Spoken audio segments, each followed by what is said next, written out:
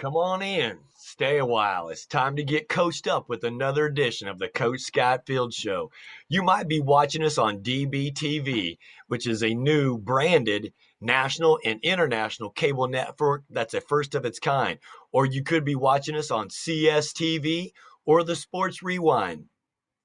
Those cable networks and sports channels are carrying the Coach Scott Field Show. If you're listening to us in podcast form, me and Lib say turn that knob up. We're about to put that flavor in your ear. Thank you for choosing us for your viewership options. I am grateful. Hey, those algorithms are crazy, Lib.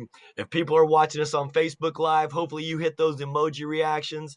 Hopefully you send comments, ask questions. We'll interact with you when we're able to, but we sure appreciate your support. Subscribe to the network on Facebook, like and follow us. Subscribe to the YouTube channel for free. Sure appreciate your support. That's right, ladies and gentlemen. This is my man, Marcus Liberty. I could go on and on about how quality of a character this guy is. Great friend of mine, former player of mine, as I was blessed to coach him in both Puerto Rico and Sweden. But this guy, man, Illinois Mr. Basketball, two-time Parade All-American, McDonald's All-American. He is the Class 2A all-time tournament leading scorer out of Chicago. Sports Illustrated called him the top player in America his senior year. Marcus Liberty. What's up, Lib? Scott Fields, I like that intro, man. That was real nice. I almost wanted to go put on my shorts and my Nikes, my black Nike dunks I had on, and get back out on that court, man, and let everybody know what I was really doing back then in 1987. Man, finger roll. Finger roll. Oh, that's cool.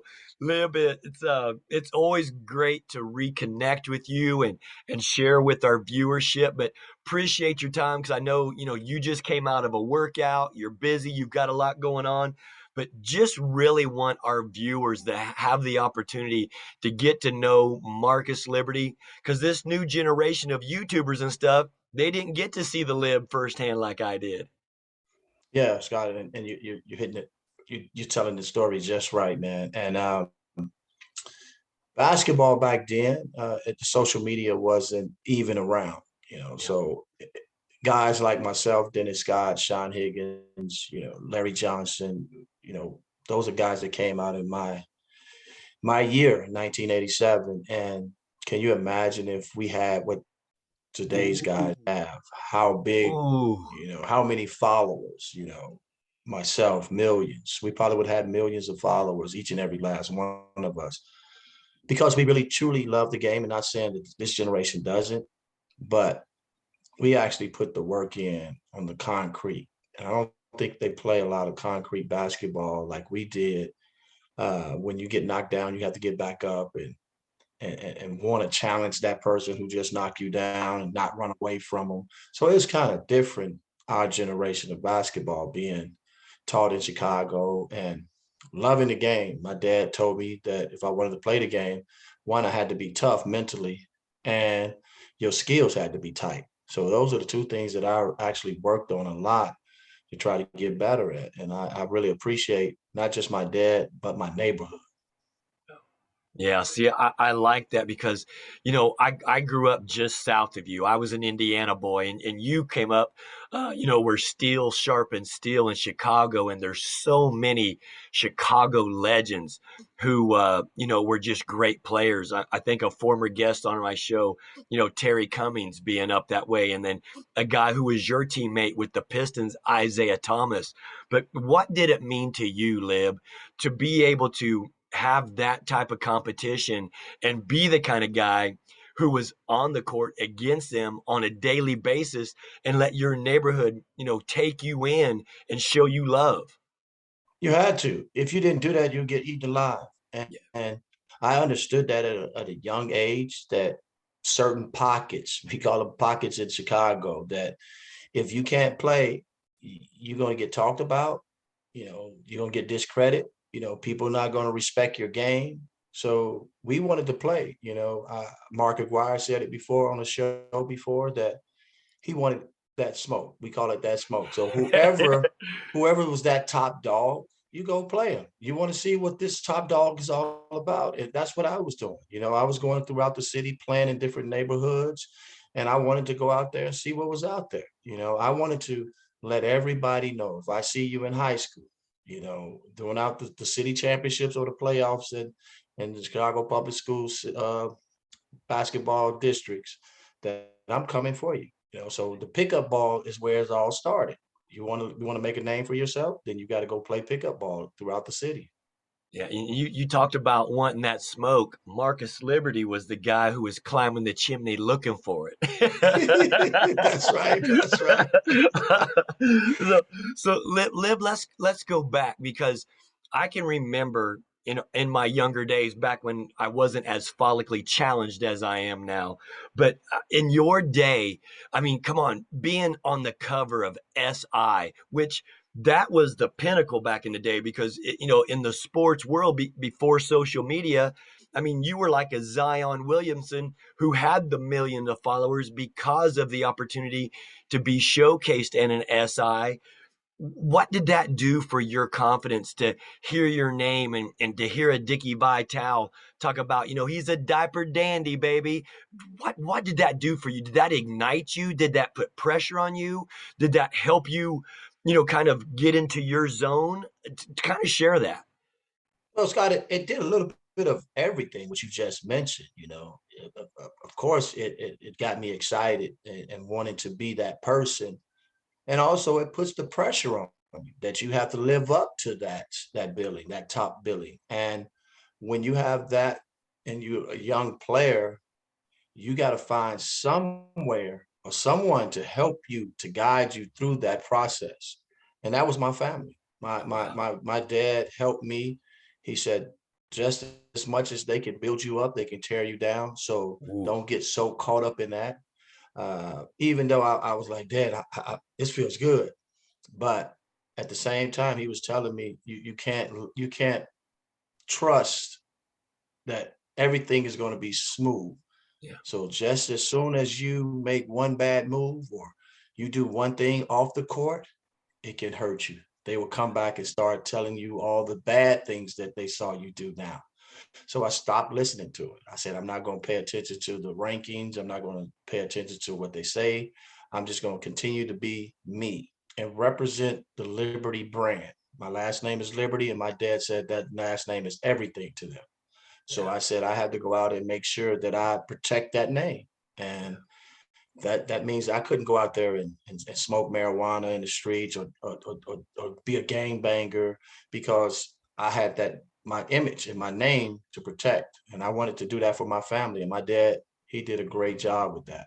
Yeah, that's great words right there, Liv. Appreciate you sharing. Thinking of, you playing at the University of Illinois, and you mentioned a little bit ago, you mean Nick Anderson, Kendall Gill, Stephen Bardo. Those were the guys that you were able to, don that jersey in the Big Ten and those big rivalry games. What was it like, going to Illinois, playing with your brethren like that, who you guys are still close to this day, and going to battle with these guys? It's tough. I was going to be, straight up. Big Ten is a tough conference.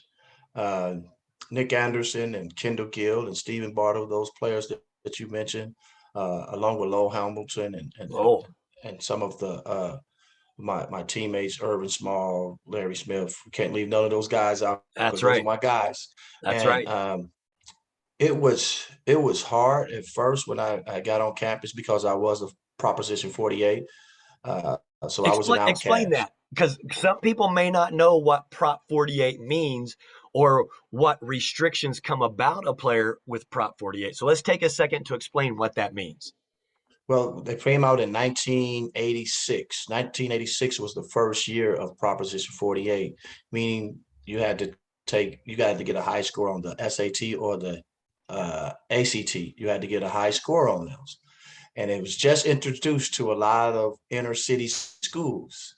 And most of the guys, I'm not going to say everyone, but most of the guys in 1986, they got caught up in it and they didn't play their freshman year, even though academically they qualified, That's right. but they didn't on the test score. So that kind of hurt Nick Anderson. It hurt Irvin Small.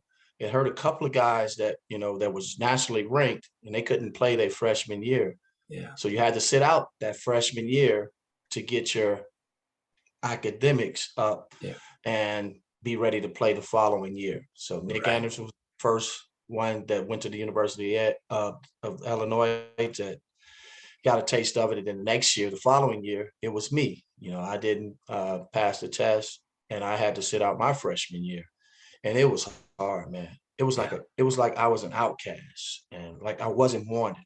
And it hurt me because I couldn't participate in any sports events. It was strictly, you go to school, you go back home. I couldn't eat at the training table with them.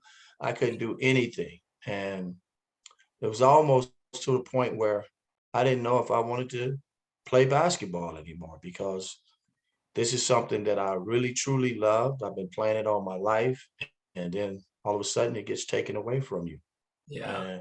And that was hard for me, for real. I never really shared this, but it was hard for me, man, because I knew that I could have helped that team, that my freshman year. And when I set out, I couldn't do anything. I had to watch from the sidelines. And it was times when I would go to the games and I was thinking that I was going to be behind the bench or something, some kind of support. I was all the way up. I'm talking about the last section in the back then Assembly Hall. Yep. And I'm watching the game and I'm like, man, I should be down there. But mentally, it kind of broke me a little bit. Yeah. And that's when you got to have a strong family, that strong family support. And my mom and my dad and my brothers and even my teammates, they helped me get through it. They helped me get through it. So the Proposition 48, it was no joke. And it hurt a lot of basketball players. Yeah, yeah. Talking about the NCAA and the restrictions, you lost playing eligibility because of that Prop 48, meaning that if you didn't score a certain number on that ACT or that SAT, that affected your eligibility. And you think about that now, many of these players today playing one and done. If that was your 1 year to play, you weren't able to play. Like there was one kid in the draft this year who went to University of Kentucky, didn't play, still was able to be drafted high. But losing that 1 year of play, I mean, it tested your character is what I'm hearing, and it tested your mentals. But yet, you stayed in there because of the support system that was built around you to keep you strong and to keep putting that fuel on your fire because you just wanted to play because of the passion of the game. Yeah, and I also was taught if you committed to this, then you should see it through. You should see it through. I And like that. that was one of the things that I wanted to make sure that I saw everything through. And I did along the way meet a lot of great people, Yeah. that was not basketball players. I met a lot of good people at the University of Illinois. So, in a way, it was a win-win situation for me. Yeah, you turned it into a win-win. So you took a negative, turned it into a positive. You got a year of, mental maturity, physical maturity, even though it was a tough and it was a challenge, you stayed with it because if I remember right, gosh, again, we're dating ourselves, talking like water cooler talk. But I remember too, I think didn't it come down between Illinois and Syracuse and you were really leaning towards Syracuse to go play your college ball? Yes, yes. And Jimmy Collins mentioned that a long time ago on someone's Coach show. Jimmy Collins. Wow. Rest in peace to my man Jimmy Collins. Yes, He sir. said that I was probably one of the hardest guys to commit to convince to come to the University of Illinois. Yeah. And it could have been that I had so much going on at a young age. You had so many schools that wanted you to come play for their schools, and you got all of this happening, and you just this 17-year-old kid trying to figure out. When you go visit this school, they telling you all the great things, and then you go visit Illinois, they telling you all the great things. So then you go to another university, they telling you all the great things. So all of that is being processed in your mind, and you're like, oh man, That's Syracuse really wants me, but man, Illinois that's where I'm from. You know, the state. I go there. I know they can do this, but then Syracuse would call again and say, "Well, we'll like you to do this, and we'll let you play any position." And I'm like, "Oh man!" So yeah. it got confusing to me, you know. And then it was a time where I just had to just sit back and really think. You know, Derek Coleman's my guy. You know, Oh, and DC. I was and I was like, man, he thought I was coming. I thought I was going to go, and then at the last minute, I changed my mind and ended up staying home. And probably was one of the best decisions I made because I did have opportunity to play in the Final Four. And, you know, one of the teams we beat to get there was Syracuse. Right, right. You know, so Wow. it's funny. It's funny, right? How that Yeah. all, you know, worked itself out. But my heart was in both places, though. And I was going to be in the orange uniform one Yep. way or another. Yeah, that's right. So. So talk about that coaching staff because you just mentioned JC. Um, Talk about the coaching staff at Illinois and how it helped you develop on and off the court. Well, you have to have uh, relationships that you can tap into on the coaching staffs. And Jimmy Collins was that guy that I can tap into when things don't seem well with the coach, the head coach, meaning the Yeah, communication. So we had a bond that went way beyond basketball, you know, with Jimmy Collins. He was more of a father figure mm, to not just me, but to a lot of us. And when especially when times were rocky, you know, at the campus, with maybe Coach Hinson wasn't the best. I'm just gonna say that he wasn't the best communicator, yeah, right? And I understand it, I get it, yeah, but I didn't get it when I was younger. You yeah, know, I'm thinking we going to play for this coach, and he should build relationships and whatnot with us. But in his mind, I'm just here to coach you, yeah. Yeah. and And you're I, thinking, well, that's not what you said to me when you recruited me. exactly. And that it's got that happens a lot.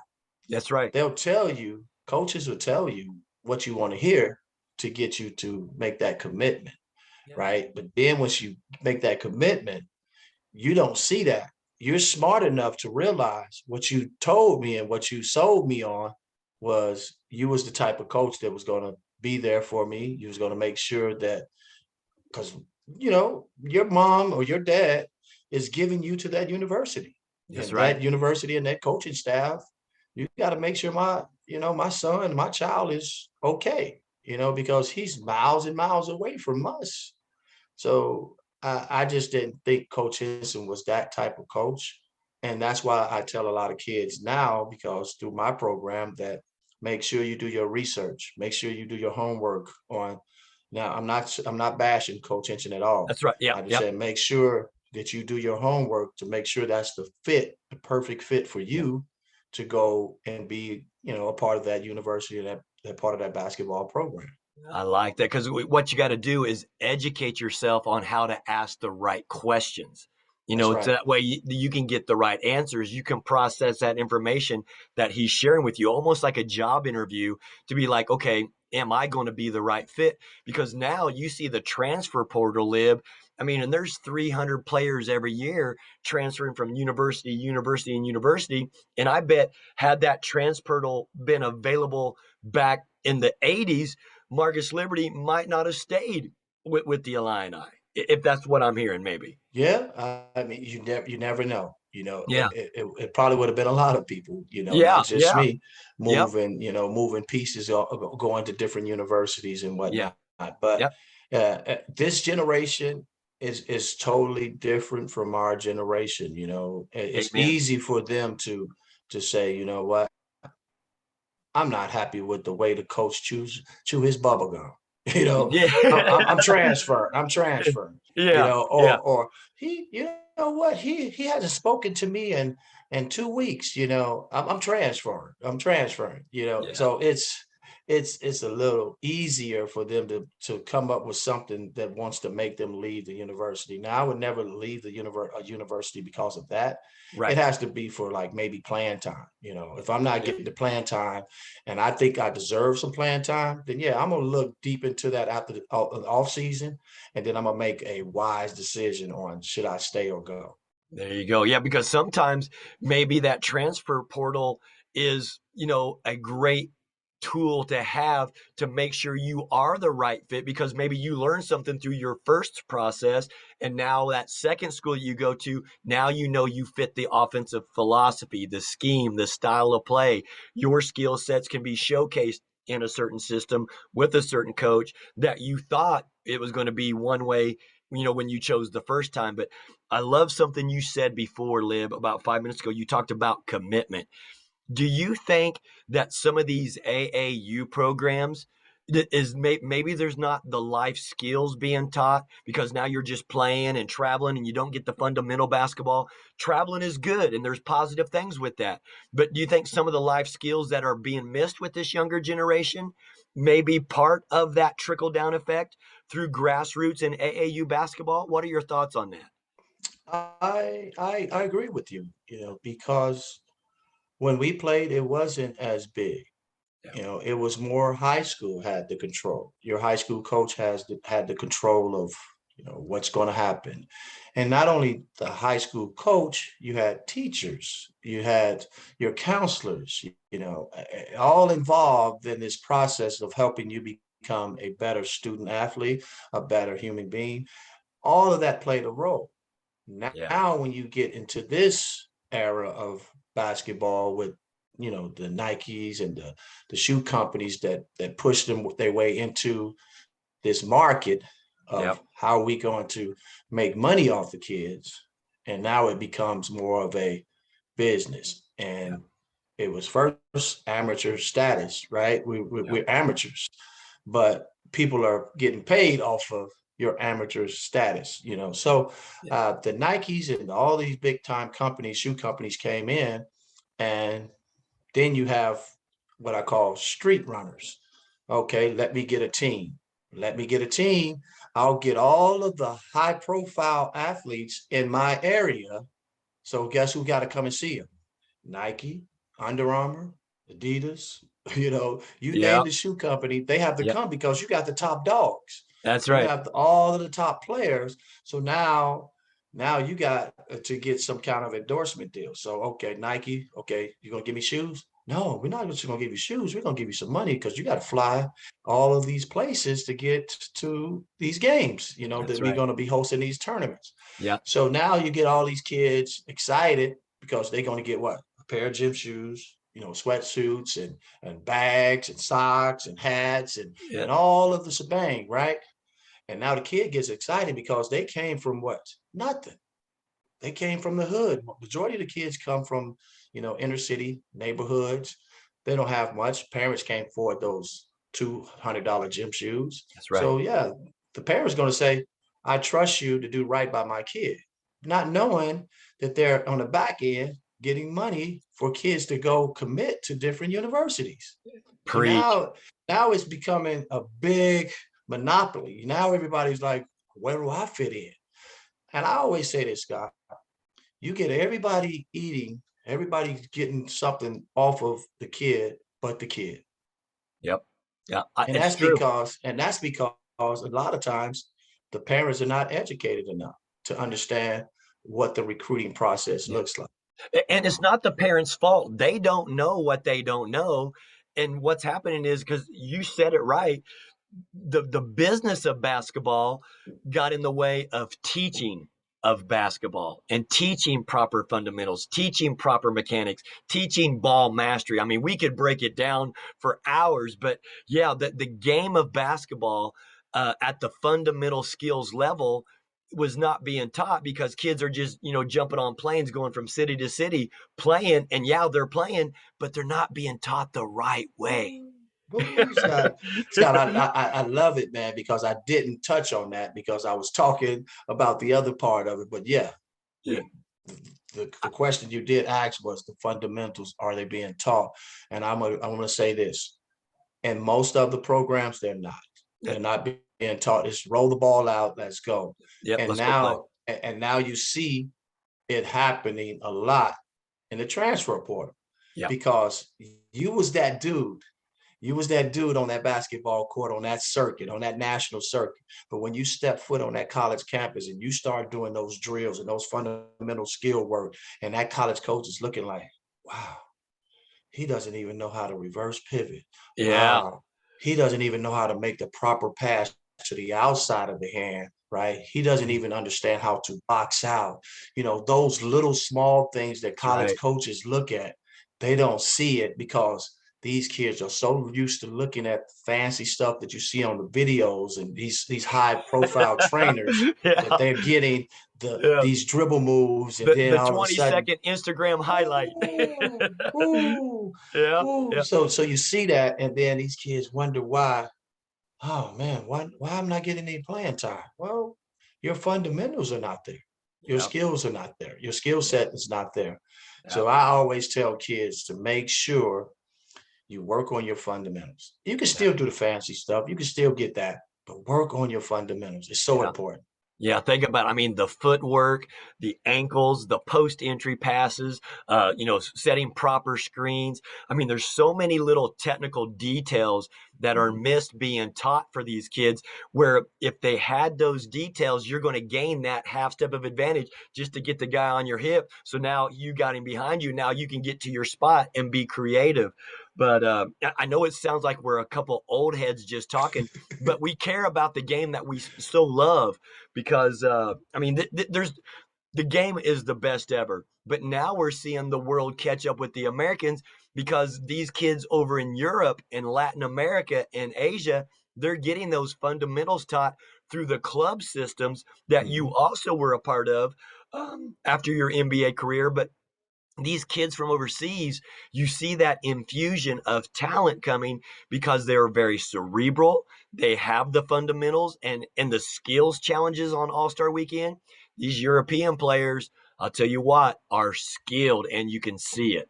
Yep. Yeah. Well, I played over in Greece. I played in Turkey, France, and you coached me in Sweden and in Puerto Rico. Yeah, yeah, I got an opportunity to, and this is what makes basketball so sweet to me that I never thought that I could not be coached.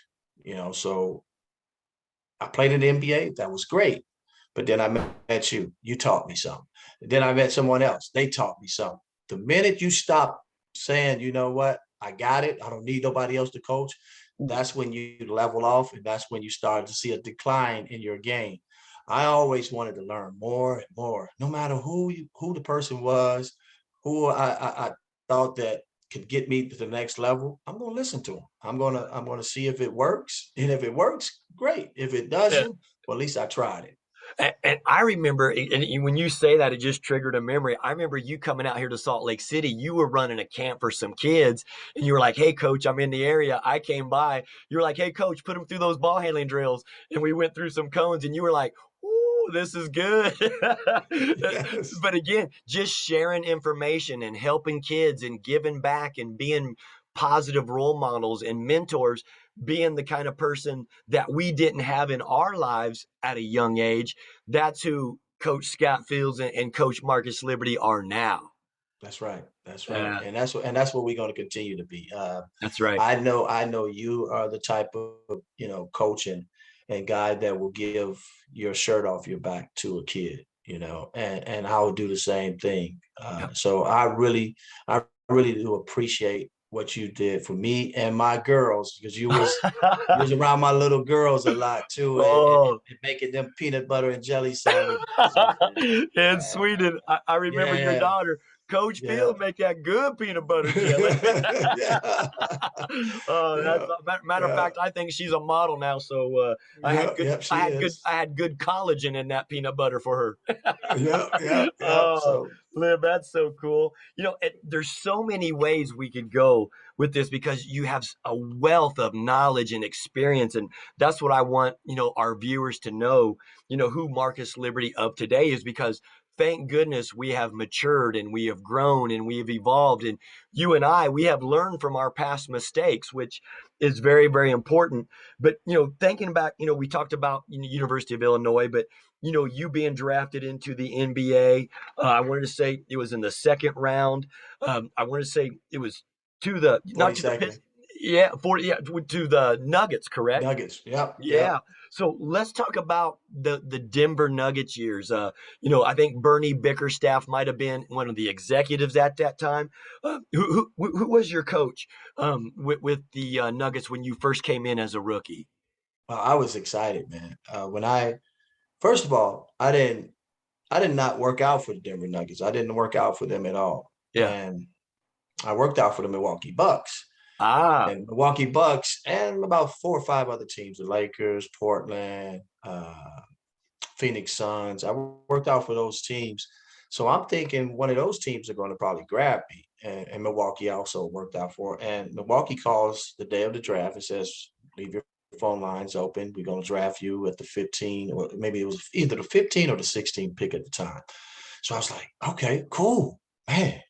Yeah. So Close to so home. yeah, man. And that phone call came, and I didn't get that call. I mean, it got close to that draft pick. I mean, and I didn't get that call, and I'm like, oh well, all right. So I had fell asleep, man. It got to the second round, I fell asleep, and my mom woke me up and says, the Denver Nuggets just drafted you, and I'm like, oh, okay. I wasn't excited because I'm like, why would they draft me? I didn't work out for them. I didn't know the process that they're gonna take the best available guy. Yeah. To make a long story short, one of the owners, the minority owners, was from Chicago. And he called me immediately. He says, man, you're a Chicago kid. I'm happy that you slipped. I know Yeah. you're not, but we love to have you. And Doug Moe was the coach. So Doug Moe was the one that actually drafted me because he saw something in me. He says, I think we can deal with him. So soon when I get to Denver, Doug Moe starts talking to me and whatnot. And I'm thinking that everything is good. I go home and next thing you know, Doug Moe is fired. He's not going to be the coach next year. And I'm like, oh man, I was just building a good rapport with him. We was working out in the gym with them. So I was looking at his philosophy, what he likes. He likes to run. I was like, that's my game. That's a fit, yeah. Man. I can get that open court transition finger Ooh, rolling all day, boy. That number 30 ooh, going to be shining. man. I mean, he really, really, I mean, the way he was talking to me that he was going to turn me into someone, and I was all for it. And then they hired Paul Westhead. So I'm like, Yeah. oh, he was at Loyola Marymount, so he's going to play that running game, up and down. So that didn't happen. They drafted, me and Chris Jackson. Chris Jackson was, of course, the number 3 player taken in that draft. Now, AKA what? Mahmoud Abdul-Rauf. He didn't play that much his rookie year.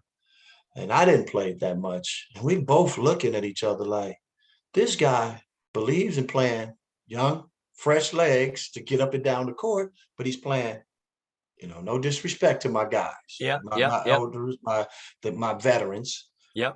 Walter Davis, Wow. Orlando Woolridge, The big O. Michael Adams, T.R. Dunn. These guys were already, playing in the league for a long time, but they were on a downward spiral, right? Yeah. And Because but Michael Adams was like the number 1 scorer of that team, I believe, that year. yes, he was. Yes, he Yeah. was. Yeah. And what I didn't understand was we wasn't running like out running people out of the gym, and we damn sure wasn't playing any defense. So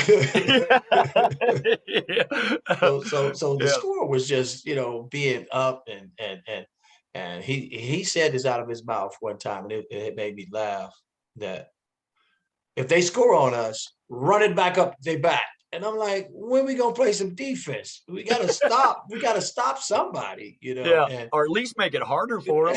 yeah. So that never happened. So my experience with the Denver Nuggets, man, I never had a coach that I can actually get comfortable with because they always left. got fired or Yep. what have you. So I had 3 different coaches in 3 years with the Denver Wow. Nuggets. And so that was your introduction of the business of basketball because you're like, man, what, you never had to experience anything like that before in your career. No, and you can't prepare for it. That's You right. really, you really can't prepare for it either because you don't know what's going to happen. Yeah, you signed that contract, You and then it's signed up it. to the franchise who they're going to bring as the coach. You didn't have any say so in that. Like some players have some say so now, but you're just there to play, and you're like, man, I hope this guy comes in, knows what I can do and what I bring. That's right. Or you get traded, which happened to me too. You Yeah, know, yeah. so I remember getting a phone call. I was packed. We had a game. We were going to play in Minnesota. The Denver Nuggets was going to play in Minnesota, and I get the phone call from Bernie Bickerstaff, assistant.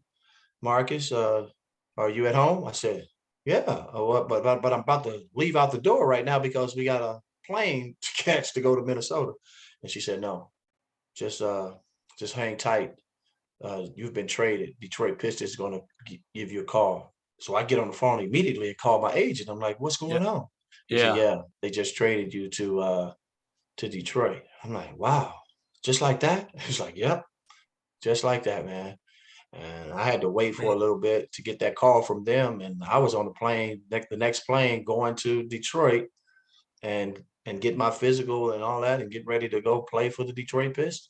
Yeah, and you think about, you had three different coaches and three different years with the Nuggets, but I mean, Dikembe Mutombo, Mark Macon. I mean, you got to still play with some talented guys, before you were traded, and then all of a sudden, you know, like you say, 92, 93, you're now with the Pistons, and you got, is it Coach Dan Issel at the time? Dennis was at the Nuggets still. Dennis was with Okay, the Nuggets. yeah, Yeah, and I played well, not even a full year with him. before you were, And yeah, yep, I was traded right in that middle.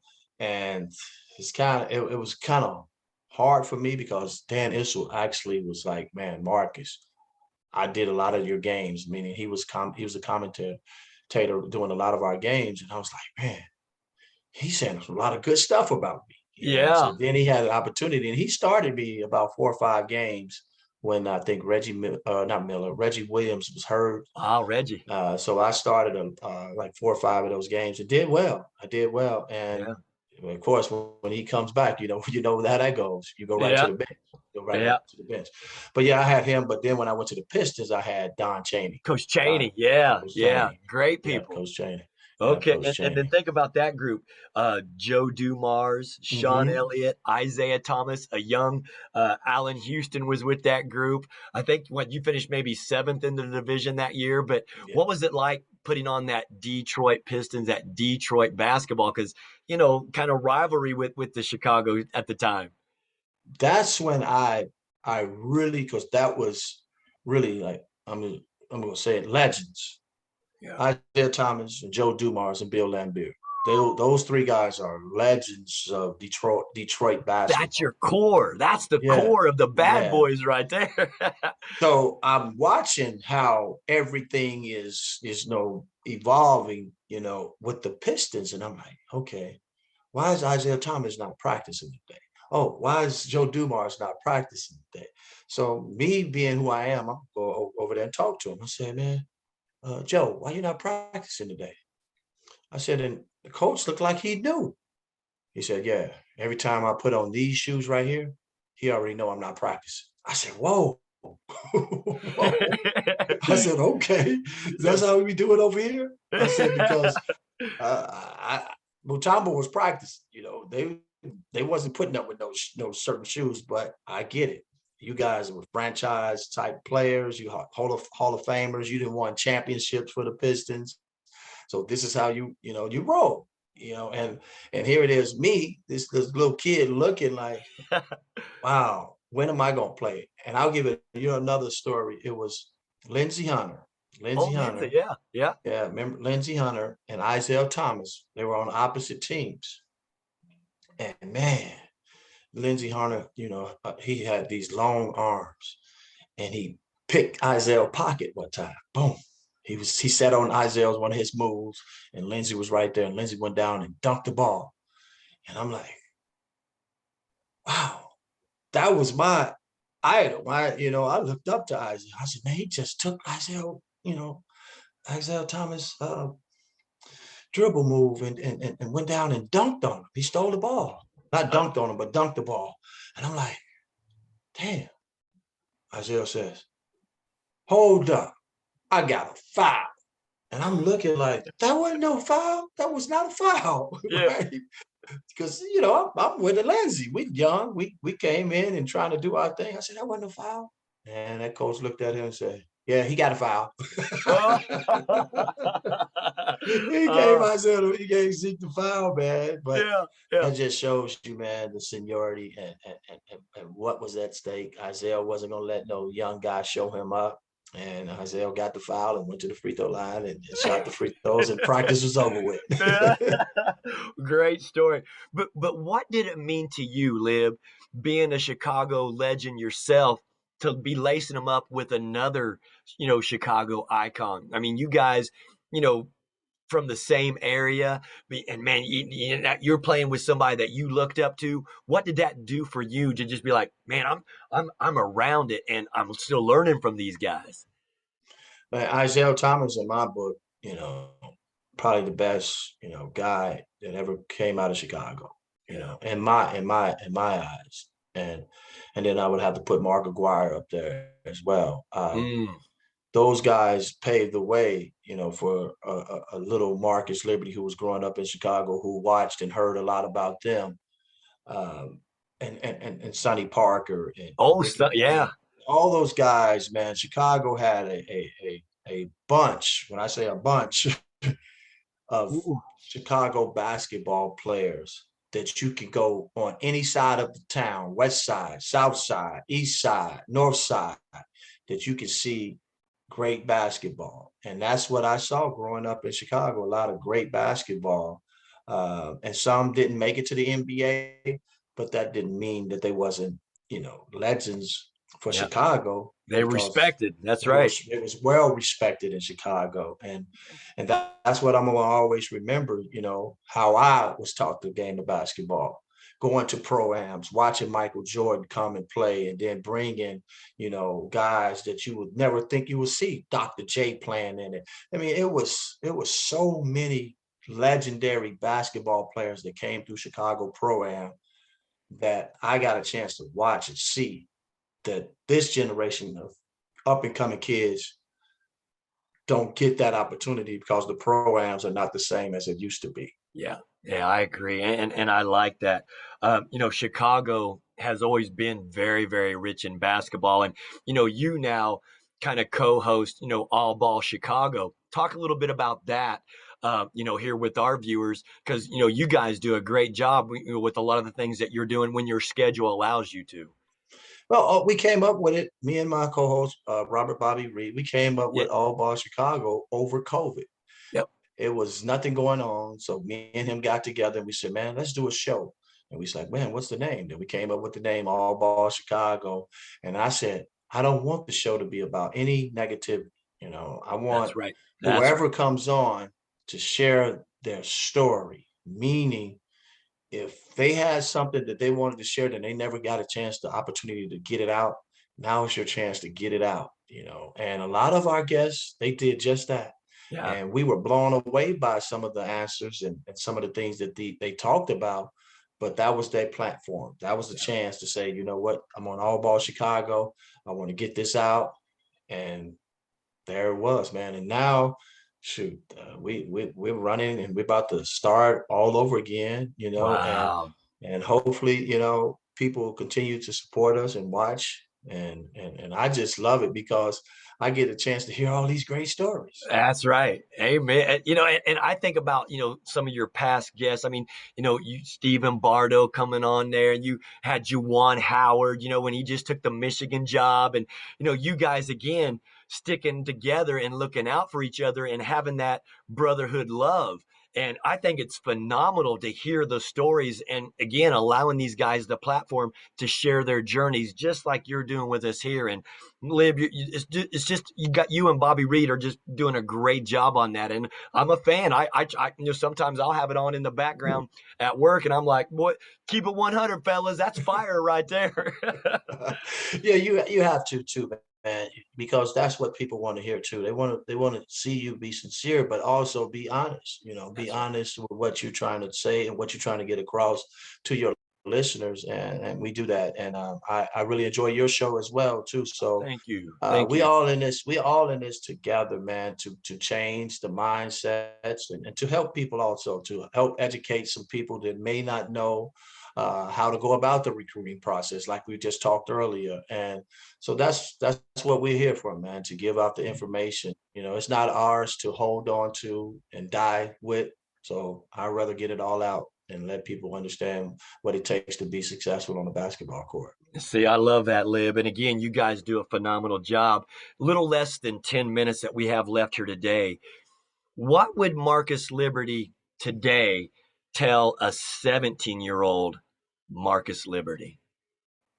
Well, understand because it's different. It's a different generation again. So Yeah. if I was in this generation, of course I would have to say, you have to understand what's at stake, right? You got to understand how to maneuver. You got to understand how to make the right decisions, because that one bad decision can hurt you for the rest of your life because of the social media. So now you have to be careful about what you put out there on social media, who Yep. you hang around, who you surround yourself around. So that's some of the things that I would tell a 17-year-old Marcus Liberty in this generation. And Yeah. also continue to work and develop your game, young fella. I Yeah. would tell Marcus, you got to continue to develop your game. Don't stop Yeah. because of what they say, because they Mm. do it. On Mm. social media, they're going to tell you how great you are. Oh, man, he's the next LeBron James. Yeah. Yeah. And, when they post that on social media, that's going out to millions of people. So now everybody wants to know, is he really like that? Is he really like that? So I would tell the Marcus Liberty of this generation that you got to be on point. You got to make sure. So when they do see you, that you are really, truly that dude.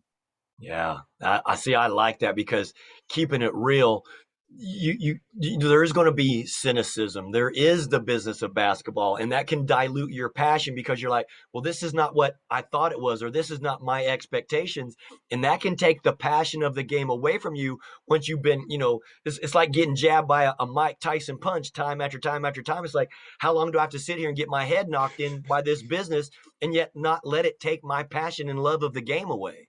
And we both said it. You're a basketball guy. I'm a basketball guy.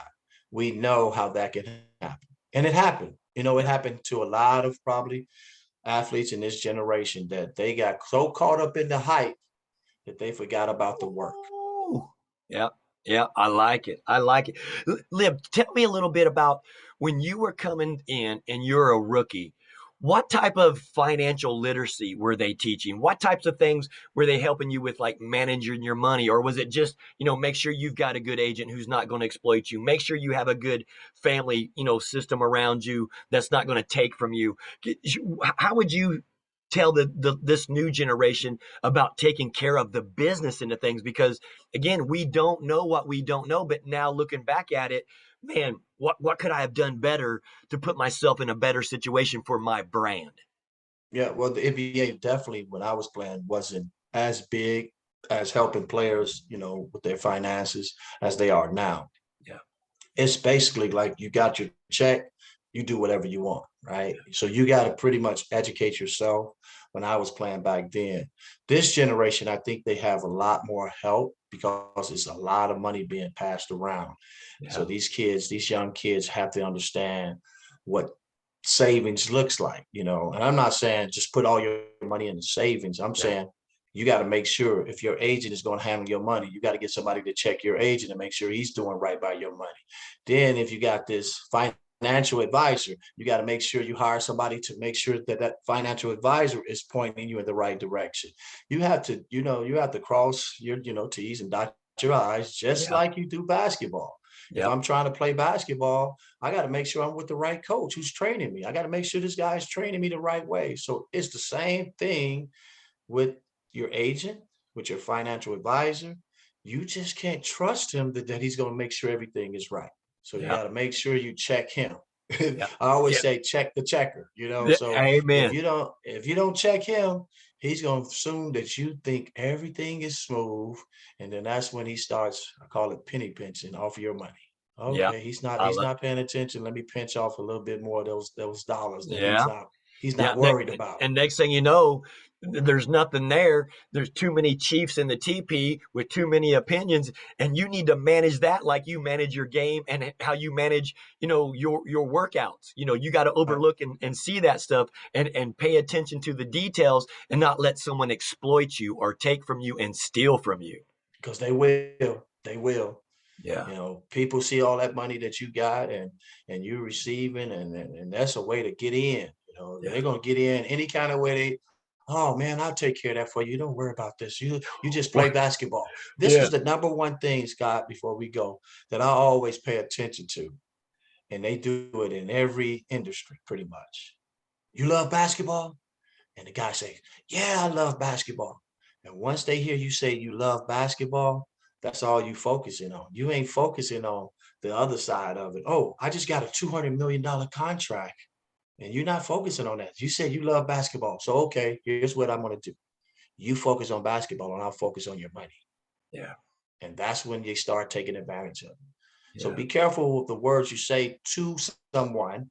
Yeah, you can Mm. say it, but make sure you do your other part because Yeah. they hear that word love. That means he's not really focusing on the other part of it, the business side of Wow. it.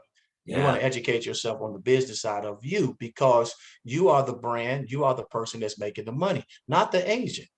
Yeah. And people are so afraid to tell the agent no because they think the agent is the one Yeah. that's controlling them. And that's Yep. not the way. That's not the Yeah, he's case. he's working for you. Yeah, Exactly. yeah, and Exactly. I think that's a big lesson to learn. And don't just think that your agent's out there doing everything that's right by you. He might be doing what's right by him, and then Hmm. getting money and exploiting you. And it's happening right under your nose, and you don't even know it because you're off handling other things and practices and taking care of your body and nutrition and workouts. And I mean, there's so many things going on, but you gotta handle your business and take care of your business as well. So I love that, you opened up and you've talked about that. Hopefully this will start the dialogue between players and their agents and their business partners. And, once you start making money, brr, brr, brr, what's up, cuz? Man, you got cousins coming. You got people coming at you and you're like, what do you mean from my mama's side, my sister, cousin? Who? So, I mean, I'm just trying to keep it real, but man, hey, much love to you, Lib. This has been a fascinating conversation. Appreciate you keeping it 100. You've been real with me forever. You are my brother. I love you. And if there's anything I can ever do for you, Marcus Liberty, man, this skinny bald white boy is just a phone call away. Man, my man, Coach Fields, man, one of the coolest guys out there, man. So make sure you guys continue to support my man, Scott Fields. Love you, man. Hey, I appreciate you, Lib. Keep doing what you're doing. Keep impacting those lives. Keep sharing your wisdom, your knowledge, and your experience because you are a gold mine. And I hope people are seeking you out for your knowledge and experience because, man, it's all about empowerment and sharpening the tools for this younger generation. Again, let's continue to pass on those tools. I got you, my man. All I right, got you. ladies and gentlemen, Love you, that's my my brother. And that's my stay out guy. of trouble. For sure, for sure. My wife keep me right. Ladies and gentlemen, this is my guy, Marcus Liberty, and really appreciate him sharing his time with us and being selfless, a man of gold. So this is the Coach Scott Fields Show. We'll see you on the next episode. But Lib, I love you, my man, and again, just so proud of you. I love you. All right. Appreciate it.